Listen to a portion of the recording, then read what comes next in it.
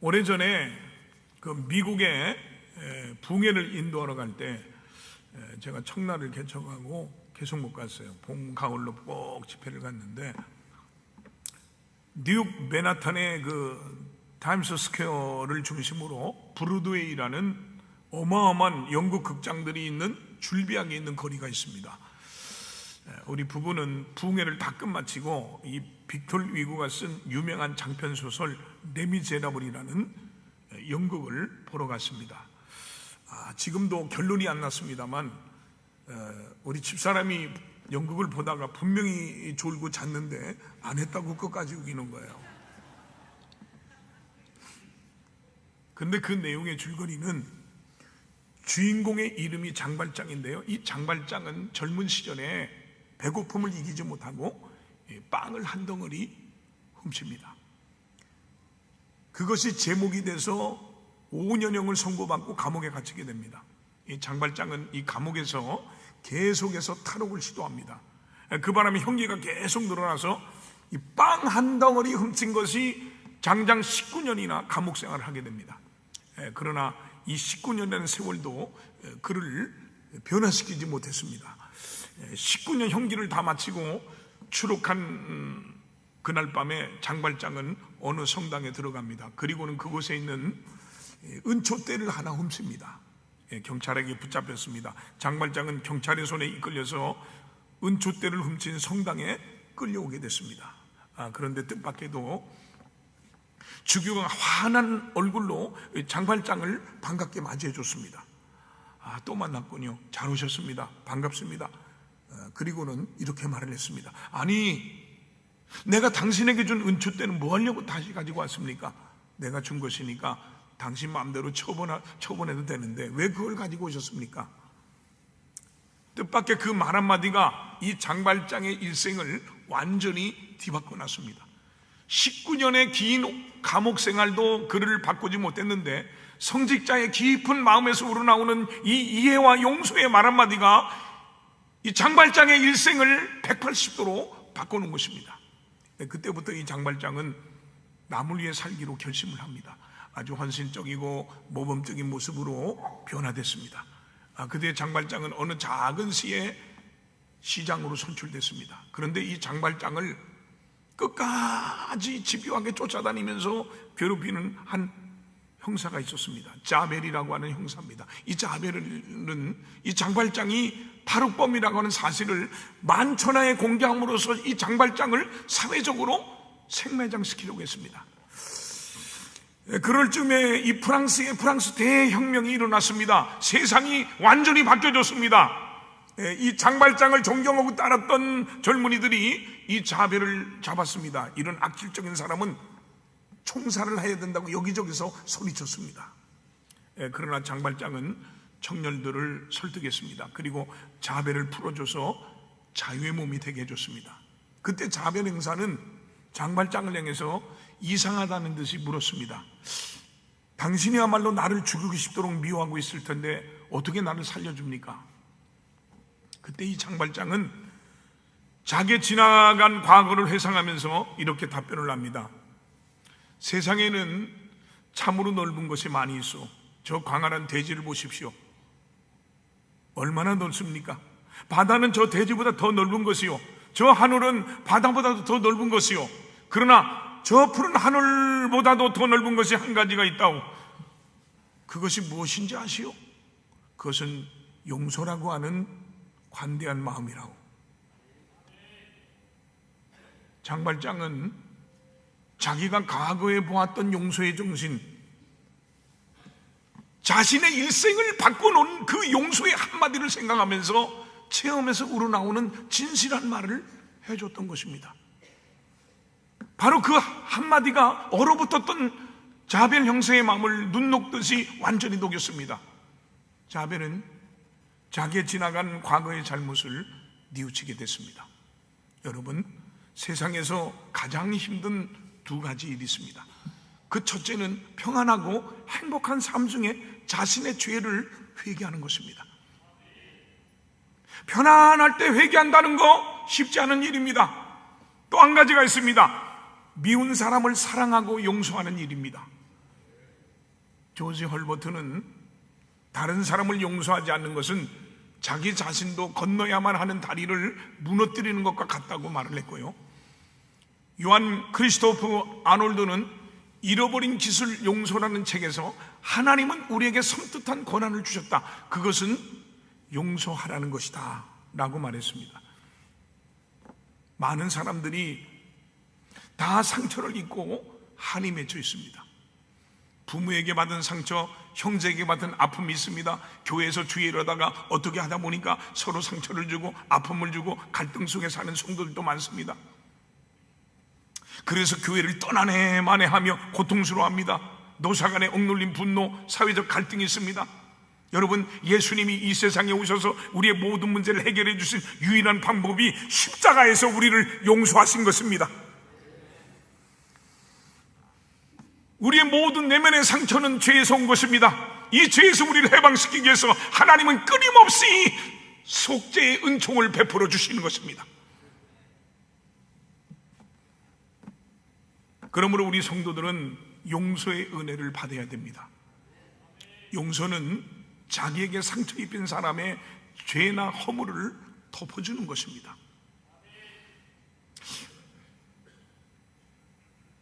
저 같은 경우 그냥 안 믿었으면 그냥 원수지면 철천지 원수가 되는 사람인데, 나는 미운 사람이 없어요. 진짜요. 믿거나 말거나 하지만 참 이상해. 내가 생각해도 이상해. 나한테 해코지한 사람도 많고, 어려움을 준 사람도 많지만, 피해를 준 사람도 많지만 그냥 불쌍한 생각이 들어. 어떤 성도님이 저를 찾아와서 이런 고백을 했어요. 목사님, 제가 어렸을 때 우리 어머니는 거의 날마다 아버지와 다투고 싸우다가 너무 살기 힘들다고 저희들 그냥 버려두고 집을 나가 버렸어요. 저는 어린 나이에 어머니를 잃은 슬픔이 너무 커서 창가에 앉아서 엉엉 울었습니다. 그리고 그때부터 제 마음속에 나를 버리고 떠난 어머니에 대한 원망과 그 어머니에 대한 미움 때문에 날마다 더해갔고, 그것이 상처로 응어리져서 잘못된 자아상이 형성됐습니다. 그래서 용서하지 못하는 인간이 돼버렸습니다. 그런데 목사님의 용서라는 설교를 듣고 큰 은혜를 받았습니다. 그리고 이제 제 모든 상처가 치유됐습니다. 내 속에 응어리져 있던 한이 풀렸습니다. 목사님 정말 감사합니다. 여러분, 우리는 모두 다 자기 속에 응어리진 한을 가지고 있습니다. 이것을 풀어내기 위해서는 하나님의 은혜를 받아야 됩니다. 너희가 사람의 잘못을 용서하면 너희 하늘 아버지께서도 너희 잘못을 용서하려니와, 너희가 사람의 잘못을 용서하지 아니하면 너희 아버지께서도 너희 잘못을 용서하지 아니하리라 그랬습니다. 여기 사람의 잘못은 다른 사람의 잘못도 되지만 자기 자신의 잘못도 됩니다. 그래서 나도 용서하고 남도 용서해야 하나님도 우리를 용서하시지, 그렇지 않으면 하나님도 용서하지 않는다는 겁니다. 마태복음 16장 19절에 보니까 네가 땅에서 무엇이든지 매면 하늘에서도 맬 것이고 네가 땅에서 무엇이든지 풀면 하늘에서도 풀리리라 그랬습니다. 이 말씀 속에는 중요한 의미가 담겨 있습니다. 우리가 끊임없이 자기를 용서하면 하나님도 우리를 용서해 주신다는 거예요. 여기 잘못이라는 말은 헬라어 원어에 보면 파라토마라는 말인데요, 이것은 곁에서 늘 협력해야 될 사람의 배신과 이 감정적인 상처를 의미합니다. 이 말은 자식을 도와줘야 될 부모가 자녀에게 상처를 입혔다든지, 곁에서 도와줘야 될 남편이 아내의 마음을 아프게 하고 은혜를 입은 사람이 배신을 한다든지, 곁에서 도와줘야 할 사람이 상처를 주는 것을 말합니다. 이러한 상처가 응어리져 있을 때 이것을 풀지 않으면 자기 자신이 불행해집니다. 그러므로 첫째로 용서하지 않으면 이 마음속에 평안이 없습니다. 이 평안이 없는 사람은 자기 안에 용서하지 못하는 마음이 있기 때문입니다. 이것이 끊임없이 자기를 괴롭히고 고통스럽게 하고 병들게 하는 겁니다. 이것이 마음을 고통스럽게 하고 괴롭히는 겁니다. 이 미움이 자라면 우리 안에는 평안을, 우리 안에 있는 이 평안을 갈취해 갑니다. 기쁨이 사라지고요, 분노의 습뿌리가 안 돼 인생을 얽어맵니다. 그래서 늘 얼굴 표정이 어둡습니다. 옆에 분의 얼굴 한번 보세요. 어떤 얼굴인지 보시라니까.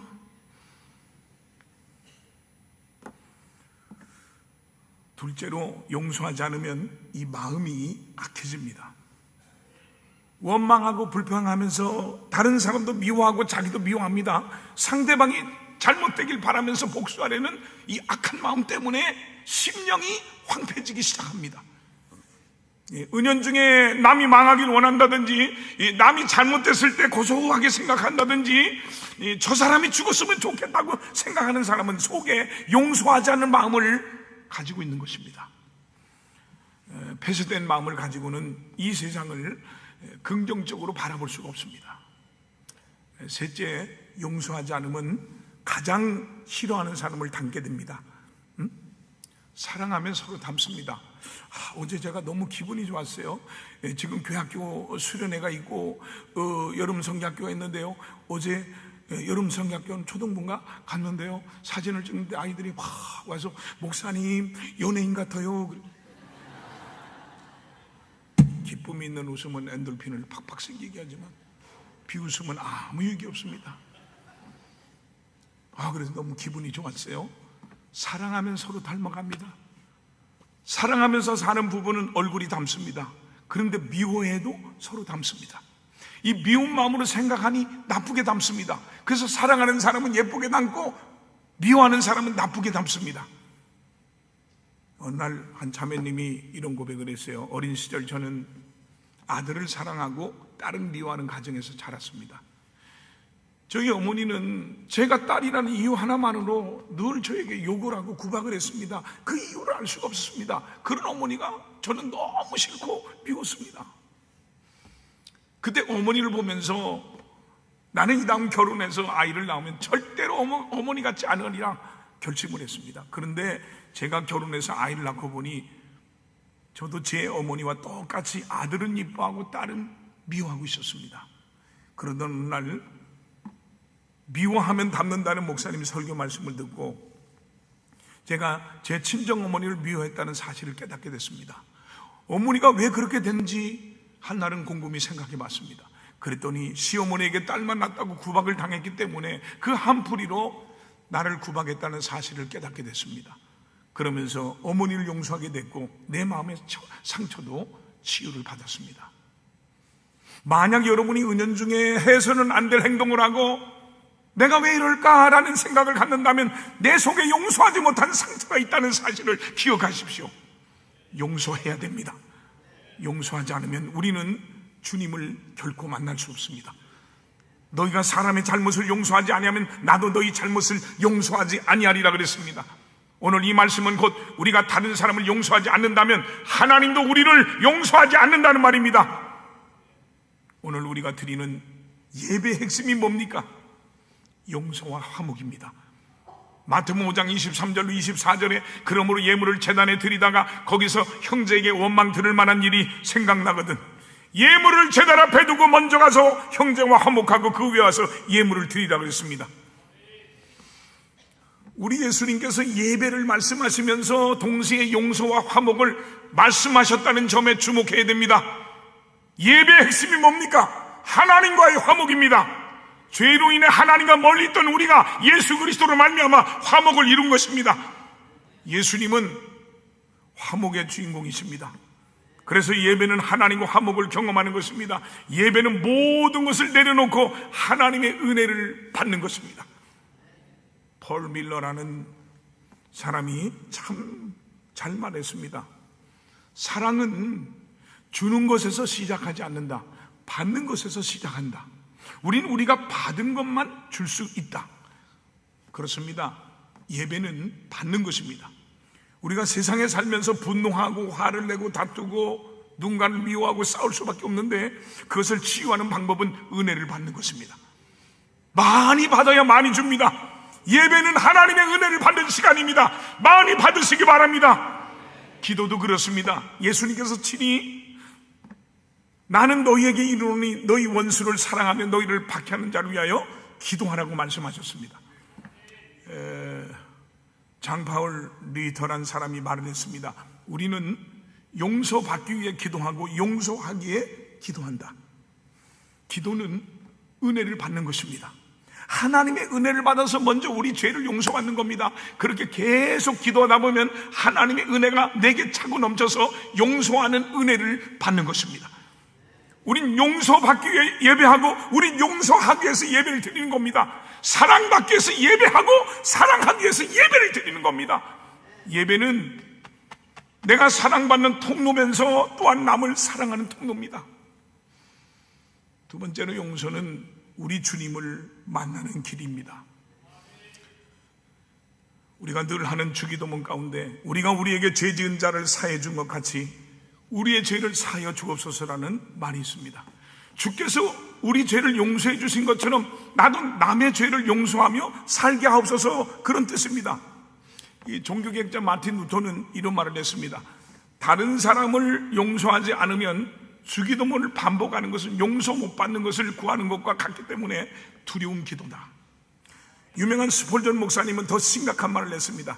다른 사람을 용서하지 않고 계속 이런 기도를 드린다면 내가 다른 사람을 용서하지 못한 것 같이 나도 용서받지 못하고 죽게 하여 주시옵소서라는 기도가 된다는 겁니다. 얼마나 무서운 말입니까? 우린 용서함으로 용서의 주님을 만날 수가 있습니다. 유대인들이 스데반을 돌로 쳐 죽이려고 할 때 스데반이 어떻게 했습니까? 무릎을 꿇고 큰 소리로 주 예수여 이 죄를 저들에게 돌리지 마옵소서라고 기도했습니다. 그것은 용서의 주님을 만나야 하기 때문입니다. 여러분, 예수 믿는 사람은 자기가 아쉬운 편에 서야 됩니다. 내 영혼이 살아야 하기 때문입니다. 주님을 만나야 되기 때문입니다. 예수님도 십자가에 못 박혀 죽으실 때 자기를 박해하고 못 박고 침 뱉고 욕하는 분을 향해서 아버지여 저들의 죄를 사하여 주옵소서, 저들이 알지 못하여 그러나이다 라고 기도하셨습니다. 이 의로우신 주님은 그대로 운명하셔도 되는데 무엇 때문에 저들의 죄를 용서를 빌었을까요? 하나님 아버지를 만나야 되기 때문입니다. 용서는 나를 위한 하나님의 은혜입니다. 내가 예수를 믿는 것은 용서받기 위해서 믿는 것입니다. 오늘 말씀을 들으며 성령의 감동이 있길 축원합니다. 내가 예수를 믿음으로 말미암아 과거의 죄와 현재의 죄와 미래의 죄가 단번에 용서를 받은 것입니다. 용서받은 자의 확신은 구원이요 구원의 확증은 믿음입니다. 그래서 구원의 확증은 다른 사람을 용서해주는 믿음으로 받는 것입니다. 내가 용서한다고 다른 사람이 용서받는 건 아닙니다. 그 사람이 용서받기 위해서는 스스로 자신의 죄를 회개해야 됩니다. 단지 상대방을 용서함으로 구원의 확증을 받는 것입니다. 여러분, 스데반은 용서를 통해서 자기 영혼을 살려낼 뿐만 아니라 곁에 있던 사울이라는 젊은 청년을 살려냈습니다. 사울은 자신을 죽이려는 원수를 향해서 용서의 기도를 하는 스데반을 보면서 이 마음이 동요하게 됐습니다. 어떻게 자기를 죽인 원수를 용서하면서 죽을 수 있을까? 어떻게 죽으면서 저런 평화로운 얼굴을 할 수 있을까? 이 사건이 있은 지 얼마 후에 사울은 다메섹 도상에서 예수님을 만납니다. 여러분, 위대한 그리스도인은 위대한 그리스도인을 창출한다는 말이 있습니다. 사도 바울이 기독교 2000년 교회사에서 위대한 그리스도인이 된 것은 위대한 스데반이 있었기 때문입니다. 스데반은 죽었으나 사울을 살려놨습니다. 그러므로 우리도 다른 사람을 살려놔야 됩니다. 용서는 다른 사람을 살리는 일입니다. 42년을 목회하면서 가장 힘든 것 중에 하나가 성도끼리 다투고 미워하고 등을 돌리고 갈등할 때입니다. 골로새서 3장 12절로 13절에 그러므로 너희는 하나님이 택하사 거룩하고 사랑받는 자처럼 긍휼과 자비와 겸손과 온유와 오래 참음을 옷 입고 누가 누구에게 불만이 있거든 서로 용납하여 피차 용서하되 주께서 너희를 용서하신 것 같이 너희도 그리하라고 그랬습니다. 어떤 자매가 있었어요. 까닭없이 소화가 되질 않습니다. 음식을 먹으면 자꾸 토합니다. 몸이 바싹바싹 마르기 시작했습니다. 병원에 가봤습니다. 원인을 알 수가 없었습니다. 아무리 치료를 받아도 차도가 없습니다. 백약이 무효입니다. 그래서 모든 것을 다 포기하고 기도원에 들어갔습니다. 그런데 기도원에서 생활하는 가운데 놀랍게도 다시 건강을 회복할 수 있게 됐습니다. 병이 다 사라졌습니다. 병원에 가서 다시 진찰을 해봤더니 병이 깨끗하게 다 났습니다. 건강을 완전히 회복한 것입니다. 진찰하던 의사 선생님이 깜짝 놀랐어요. 원인도 알 수 없는 불치병인 줄 알았는데 어떻게 건강을 회복하게 됐는지 물어봤어요. 그러자 자매가 이런 얘기를 합니다. 본래 그 자매에게는 사랑하는 형제가 한 사람이 있었는데 어느 날 그 형제가 자기를 배신하고 떠나가 버리고 말았습니다. 도저히 용서할 수가 없었습니다. 이 마음속에 미움과 증오가 늘 도사리고 있었습니다. 이것이 병이 돼서 먹어도 소화를 못 시키고 토하기만 했던 것입니다. 나중에 모든 것을 포기하고 기도원에 들어갔습니다. 그곳에서 예수님을 만났습니다. 그래서 그 형제를 진정으로 용서해 줄 수 있게 됐던 것입니다. 그러자 이 마음속에 있던 모든 미움이 다 사라지고 기쁨이 찾아오기 시작했습니다. 주께서 주시는 평안이 그 마음속에 넘쳐났습니다. 그러면서 모든 병이 다 물러가고 건강을 되찾게 됐던 것입니다. 여러분 가운데 마음이 답답하고 괴로운 분들이 있습니까? 내가 용서해 줘야 할 사람이 누구인지 깨닫기를 바랍니다. 용서하지 않으면 절대로 우리 마음에 평안이 있을 수가 없습니다. 미움이 있는데 어떻게 주님의 평강이 우리 마음속에 깃들 수 있겠습니까? 기도가 제대로 되지 않고 하나님 말씀을 들어도 은혜가 되지 않을 때는 내가 아직도 용서하지 못하고 미워하는 사람이 있는지 뒤돌아보시기 바랍니다. 하나님께서 오늘 이 자리에 있는 한 사람 한 사람에게 이 용서의 은혜를 주시기를 주님의 이름으로 축원드립니다. 세 번째로 우리들의 용서는 서로를 살리는 능력이 있습니다.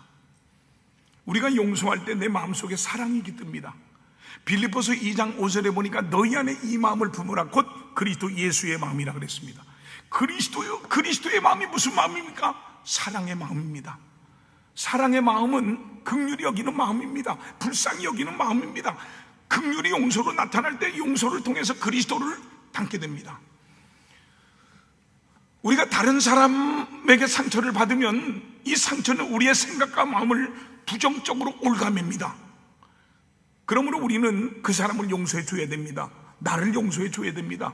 우리가 용서할 때 나를 올가면 울모도 풀리고 그 사람과의 관계도 회복됩니다. 그래서 이런 말이 있습니다. 용서는 보복의 악순환의 고리를 끊는 새 역사의 창조자. 용서는 상대방을 선대해 줌으로 화해라는 좋은 관계를 이루어 평화를 창조한다. 용서는 용서받은 자에게 새로운 인생을 살도록 의무와 동기를 부여함으로 한 사람의 인격을 살리는 결과가 된다. 여러분, 용서는 바로 나 자신이 사는 길입니다. 참된 용서만이 하나님과의 관계 그리고 사람과의 관계를 회복시키는 길임을 기억하시기 바랍니다. 어느 여인이 병원을 찾아와서 가슴의 통증을 호소했어요. 그러나 아무리 진찰을 하고 종합검진을 해봐도 몇 번을 해봐도 원인을 알 수가 없었어요. 남편이 아주 잘해주고 아이들이 그 어머니를 위해 효도를 했지만 이 여인은 항상 마음이 불안했고 삶은 갈수록 피폐해지고 파괴되어 갔습니다. 어느 날 그 여인은 상담치료사를 찾아가서 상담을 요청했어요. 상담치료사와 상담을 해가는 동안에 자신의 삶을 힘들게 한 것이 바로 아버지라는 사실을 알게 됐어요. 그녀가 아주 어렸을 때 술고래였던 아버지는 걸핏하면 집에 들어와서 어머니를 때리고 자녀들을 폭행했습니다. 동네 사람들 보기도 부끄러웠습니다. 그 여인은 이런 수모를 당하면서 결심했습니다. 나는 죽어도 아버지를 용서하지 않을 거다. 세월이 지났습니다. 성장한 아이는 세상을 떠난 아버지를 까맣게 잊고 살았습니다. 그런데요, 이 마음속에는 알 수 없는 증오가 서려 있었고 그 증오는 독버섯처럼 자리 잡아서 그 여인의 삶을 갉아먹고 있었습니다. 그녀가 아버지를 용서한다는 고백을 하자 비로소 마음이 가벼워졌습니다. 그 후로 그녀의 삶은 풍성해졌고 교회 생활도 달라졌습니다. 잠언서 17장 22절에 마음의 즐거움은 양약이라도 심령의 근심은 뼈를 마르게 한다 그랬습니다. 여러분, 용서야말로 내면의 병을 치료하는 가장 확실한 약입니다. 여러분, 우리가 용서할 때, 나와 여러분이 용서할 때 내 속에 있는 모든 독이 빠지고 마음이 평화로워지는 것입니다. 이 마음이 평화로워짐으로 내 육체가 건강해지고 내 삶 전체가 활력 있게 되는 것입니다. 지금 우리 민족은 한 맺힌 민족의 상처로 인해서 미움이 웅어리져 있습니다. 정치, 경제, 사회, 문화 어느 것 하나 성한 것이 없습니다. 이것을 풀어내기 위해서는 예수 그리스도의 용서의 은혜를 받아야 됩니다. 용서는 말하긴 쉽지만 실천하기는 어렵습니다. 내가 죽어야 하기 때문입니다. 나를 죽이지 않고는 용서할 수가 없습니다. 그래서 결국 용서는 내가 죽어야만 가능합니다. 내가 다른 사람을 용서하려면 그 사람의 모든 저주와 불행과 상처의 아픔까지도 내가 져야 합니다. 그렇지 않으면 용서가 안 됩니다. 예수 그리스도의 죽음이 죄인들을 용서하고 살려놓으셨습니다.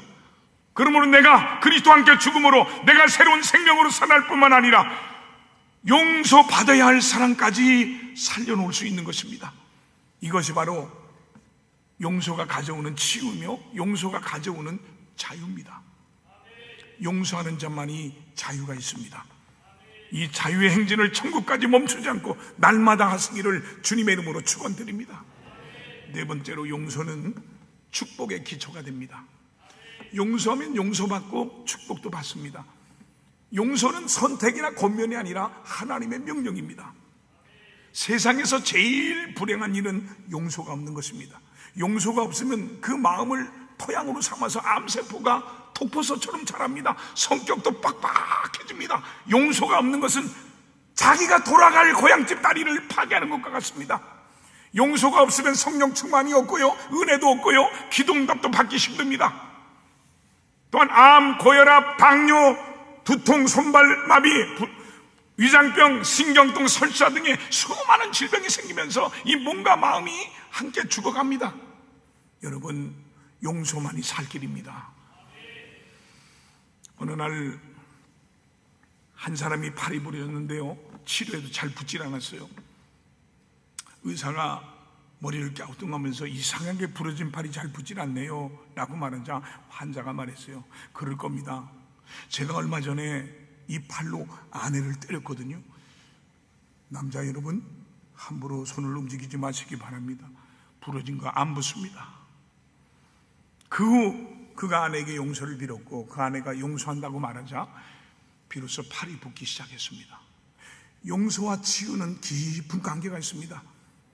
사람들이 하나님 건강 주세요 라고 기도할 때 하나님 말씀합니다. 아무개야, 네가 먼저 용서해라. 그래야 치유의 능력이 나타날 것이다.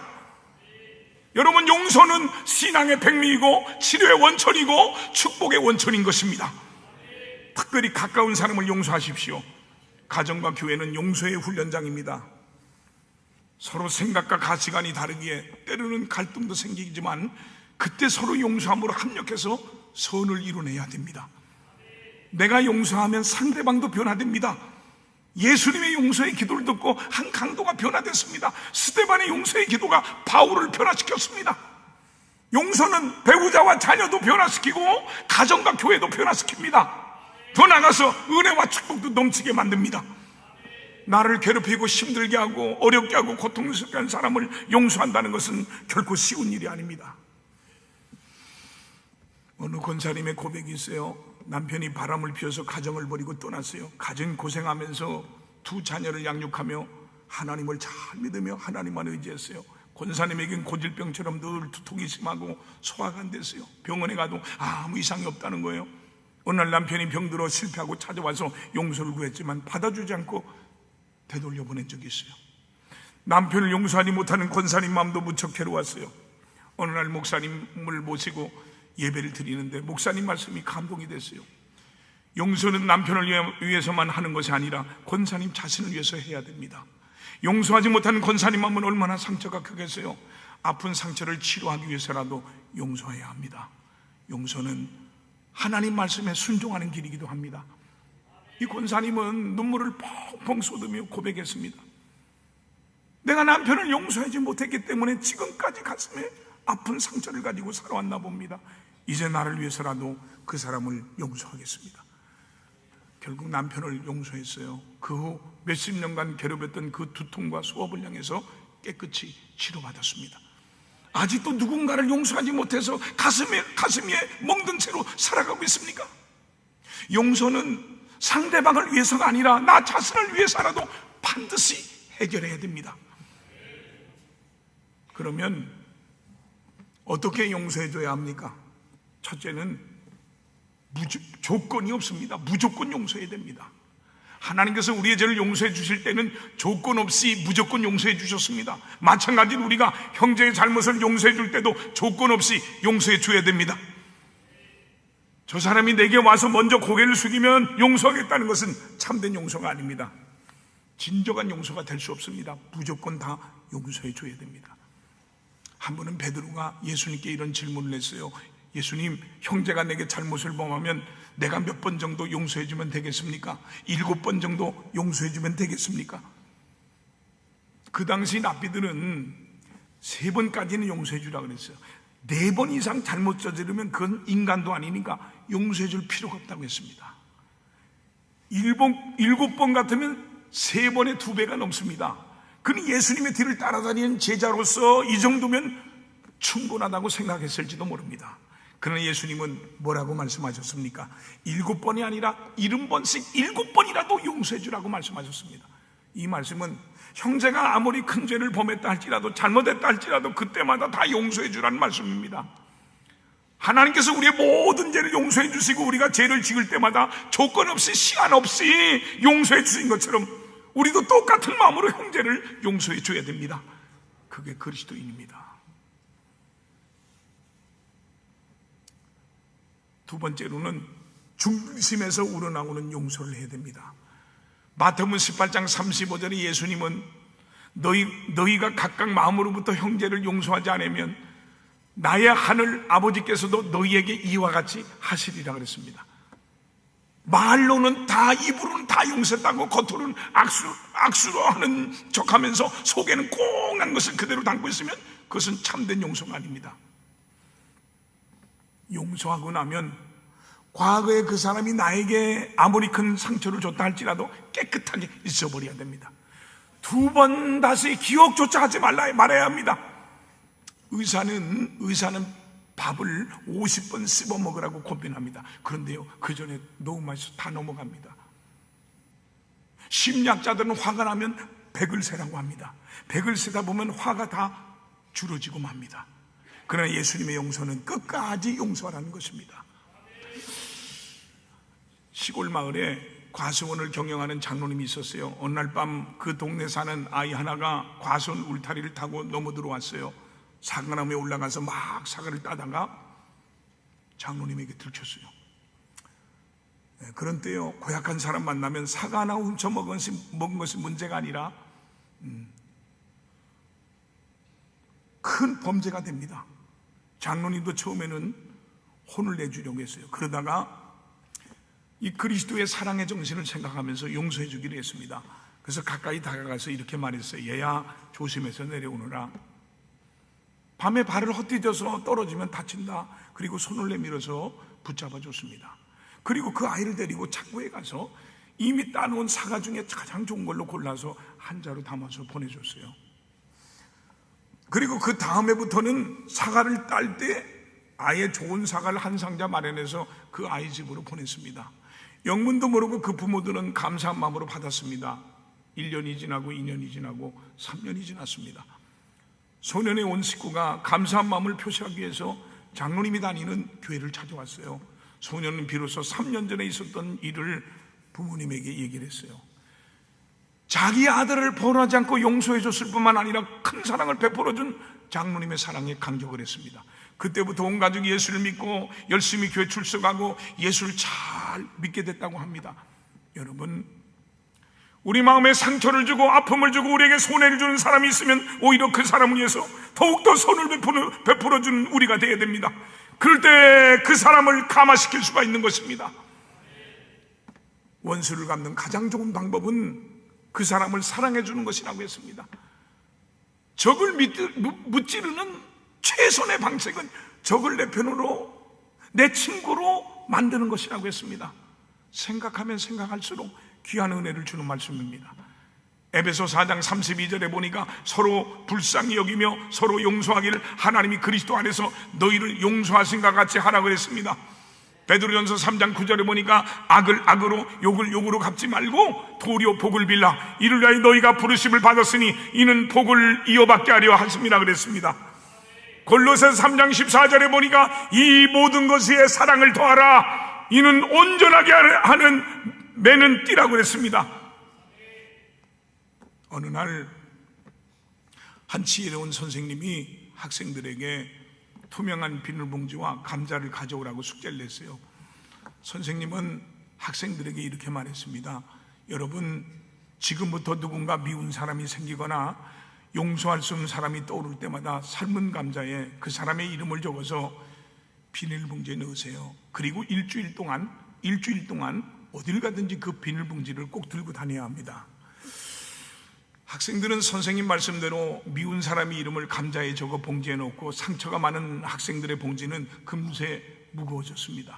학생들은 잠을 잘 때도 밥을 먹을 때도 학교에 올 때도 그 무거운 감자 자루를 질질 끌고 다녔습니다.